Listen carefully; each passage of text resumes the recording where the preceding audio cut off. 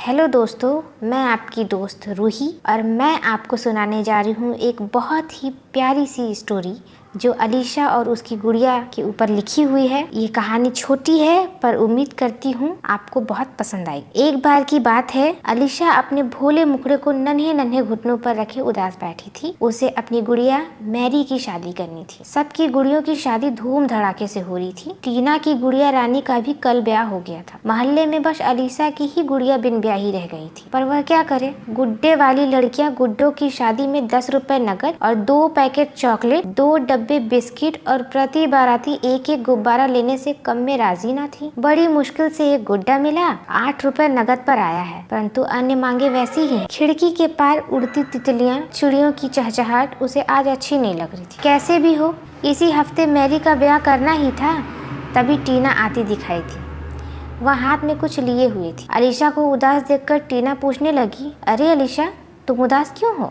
अलीशा मासूमियत से बोली, उदास ना हूँ, सबकी गुड़ियों की शादी हो गई है, एक मेरी मैरी ही रह गई। टीना हंसी, अरे तुम भी उसकी शादी कर दो ना। कैसे करें, मेरे पास इतने पैसे ही नहीं हैं। तुम अपने पापा से कुछ पैसे मांग लो ना, क्या वह तुम्हारे लिए इतना भी नहीं करेंगे? नहीं, अलीशा बोली, इतनी महंगाई में मैं पापा पर एक पैसे का भी बोझ नहीं डाल सकती। मैं अपनी गुड़िया को ऐसे गुड्डे से ब्याहूंगी जो एक पैसे भी दहेज ना ले। अलीशा ने किसी बूढ़ी माँ की तरह हाथ हिलाया। तब तो हो चुकी तुम्हारी गुड़िया की शादी, टीना ने कहा। अच्छा, अब मैं चलती हूँ, मुझे आज मम्मी पापा सर्कस दिखाने ले जा रहे हैं। स्कूल का काम जल्दी निपटाना है। अलीशा वहीं खड़ी रही। कुछ देर बाद ट्रक का हॉर्न सुनकर उसने चौंक कर देखा। ट्रक बगल वाले घर के दरवाजे पर खड़ा था। कई दिनों से साथ वाला मकान खाली था। वह दौड़कर अंदर चली गई। माँ माँ, अलीशा जोर से चिल्ला रही थी। क्या है बेटी, क्यों चिल्ला रही है? माँ ने पूछा। माँ, हमारे नए पड़ोसी आ गए हैं, मैं जाती हूँ उन्हें देखने। माँ भी खुश होकर बोली, अच्छा,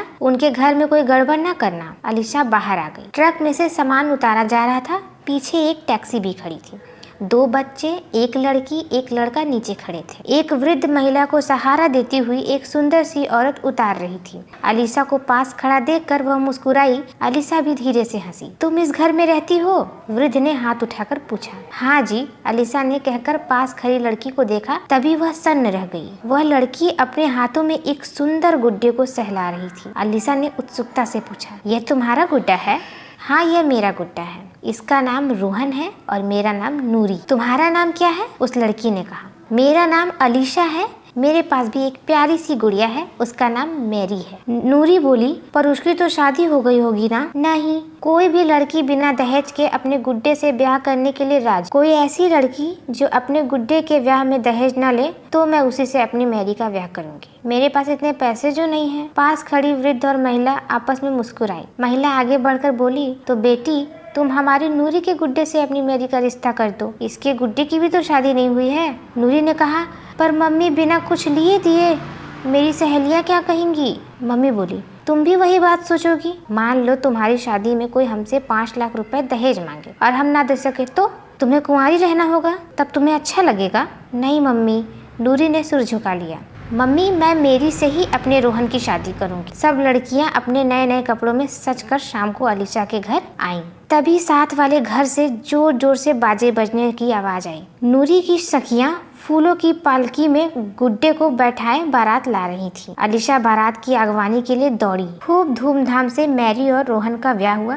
सब लड़कियां चकित थीं कि बिना दहेज की नूरी ने अपने इतने प्यारे गुड्डे का अलीशा की गुड़िया से ब्याह कर दिया। आज अलीशा की गुड़िया चली गई थी, परंतु फिर भी वह खुश थी। इस कहानी से हमें यह सीख मिलती है कि दहेज लेना और दहेज देना दोनों ही सामाजिक बुराई है। इन्हें हमें जड़ से खत्म करने की आवश्यकता है। धन्यवाद। तो दोस्तों, अगर आपको हमारी ये कहानी पसंद आई है तो हमारे चैनल को लाइक और सब्सक्राइब करें। फिर से धन्यवाद।